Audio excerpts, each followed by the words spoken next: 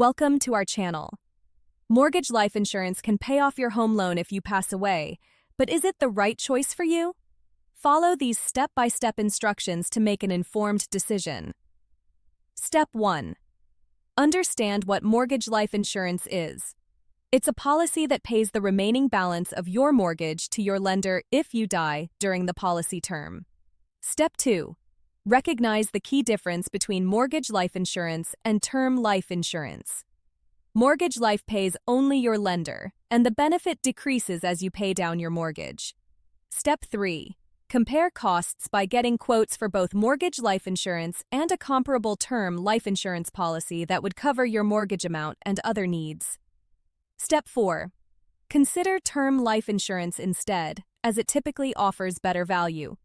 The death benefit goes to your beneficiaries who can use it for the mortgage or other expenses as needed.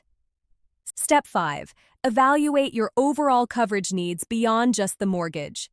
Consider income replacement for your family, children's education costs, final expenses, and other debts. Step 6. Review the policy's fine print carefully. Some mortgage life policies don't require medical exams, but may have higher premiums or exclusions for pre-existing conditions. Step 7. Calculate whether the premium fits your budget. Factor in that as your mortgage balance decreases, you're paying the same premium for less coverage with mortgage life insurance. Step 8. Consult with an independent insurance agent who can compare multiple options from different companies. They can help you determine if mortgage protection makes sense for your specific situation or if term life is better. Don't forget to like this video and subscribe to our channel.